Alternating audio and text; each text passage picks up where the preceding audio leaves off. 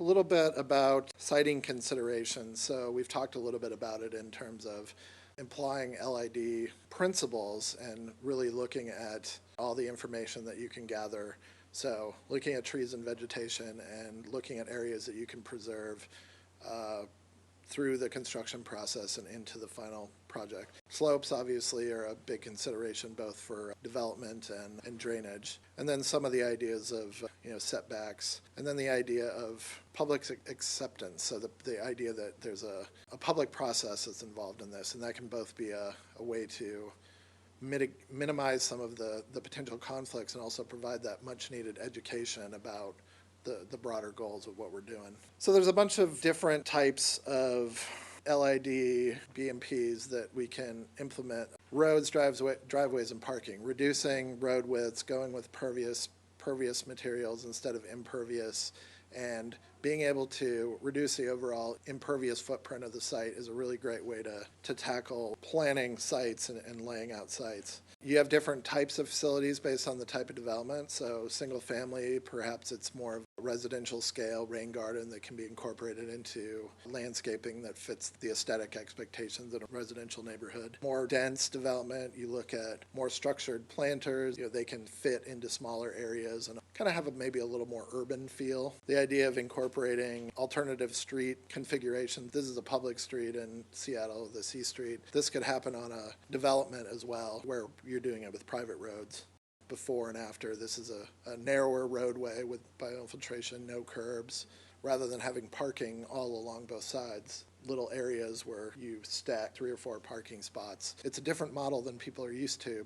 What you gain from it is worth maybe parking the next lot down from your house. Incorporation of rain gardens either as curb bulb outs that extend out in the street. They also have the benefit of aiding in traffic calming.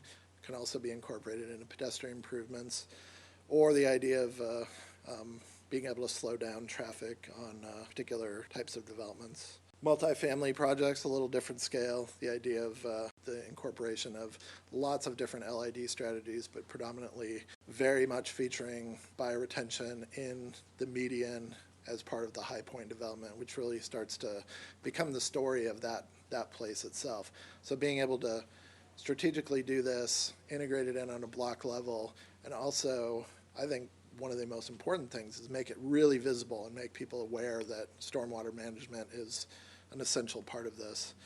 Lots of examples of these sort of street facilities that are adjacent to pedestrian ways. How much parking do we need? A lot of times mandated by code. Just because there's parking, a lot of times there might be parking minimums and maximums, but reducing the amount overall and then looking for ways to reduce the footprint of drive aisles and also use pervious materials. One of the ways to reduce impervious area, effective impervious area as well, is green roofs, which fit into a number of contexts. One of the nice things about that is you're thinking about it as a multifunctional landscape. You have a roof that you need on your building, you have green roof on that, it's reducing impervious area. You're not actually limiting what can happen down on the site, so it gives you more opportunities to incorporate parking, amenities, other things. You might be weighing between an amenity or landscaping in that way. Commercial parcels, it's a different type of context, it's a different type of aesthetic. It can be more urban, maybe more structured. Integrating these strategies into the design concept. So one thing I love doing is stormwater art. So conveyance art, where you're going to take water from A to B anyway, making something that becomes an iconic image that gets to tell a story and let people know about water. And that can happen on a variety of scales as well.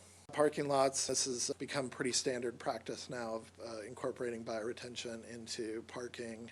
It just makes a lot of sense because you have quality and quantity control potentially based on soils infiltration.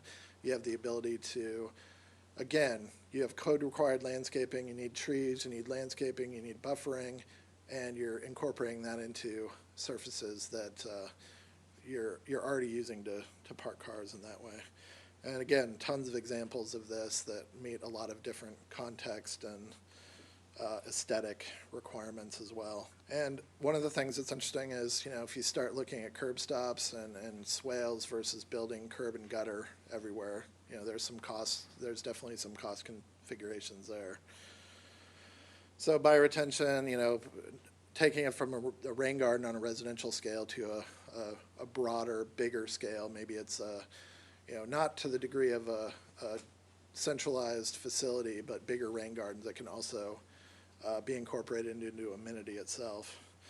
And then one of the things of looking at stormwater planters that also could act as site furniture and be incorporated into an urban context as well.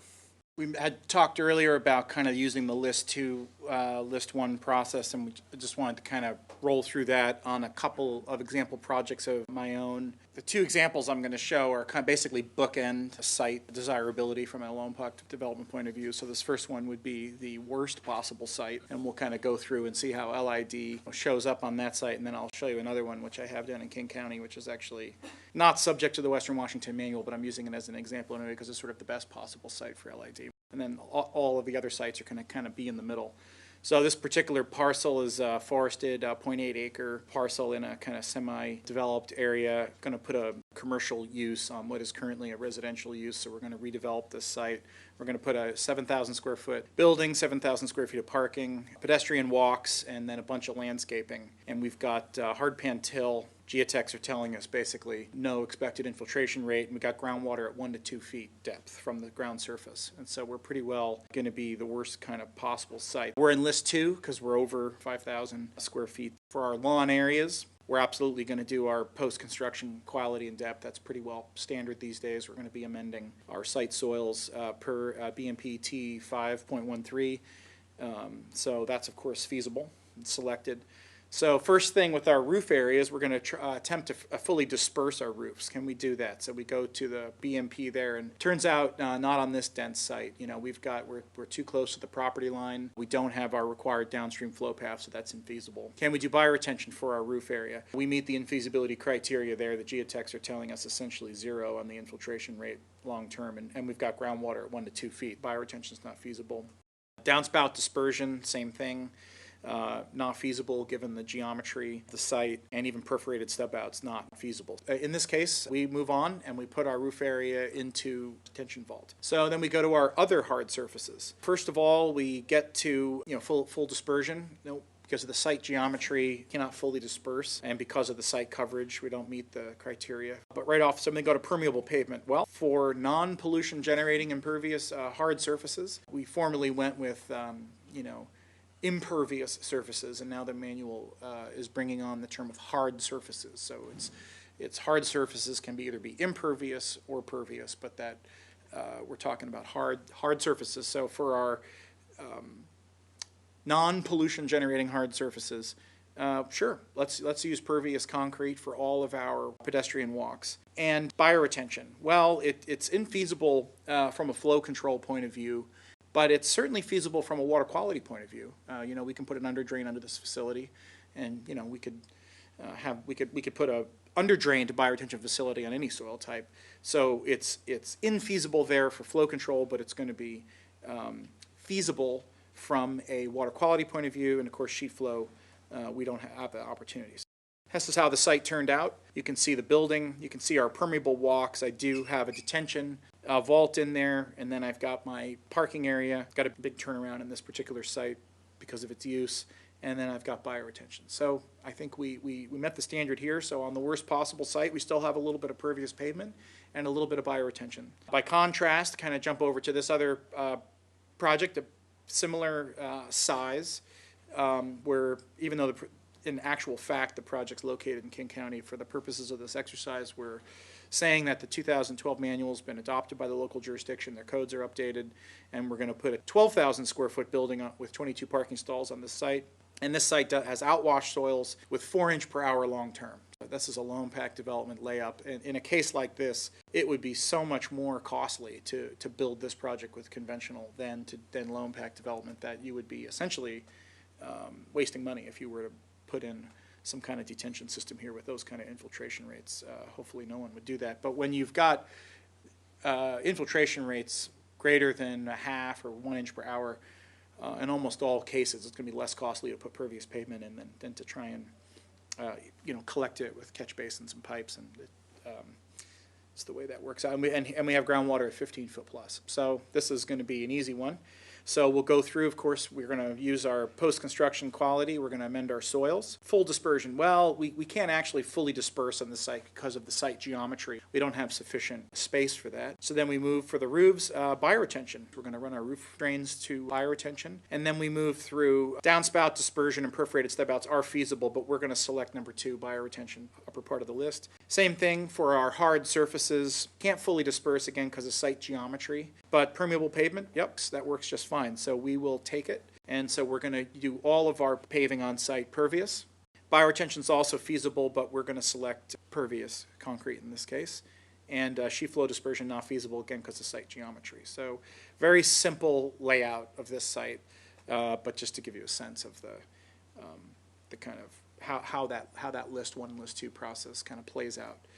This is an important one about how, practically speaking, we work with these issues. And I think I mentioned access and staging. I'm going to mention it again because I think it's a critical, practical construction consideration that needs to really get worked out in a higher level of detail. Because, like you say, tradition in the industry is, put down some ATB and just go. Now, that still may be acceptable. I'll show you my example project where we actually did that in a portion of the site to allow the staging. We did just that, and then we did pervious other places. So it's not all or nothing. Staging, temporary access, and then subgrade protection and restoration. That's one. Hopefully, if everything goes well, you don't have to, look at the subgrade restoration procedures that are going to be in your project handbook, but those need to be in there to describe what process is needed should a subgrade become unfortunately fouled for whatever reason, being overcompacted or contaminated, what the procedures are to remedy that.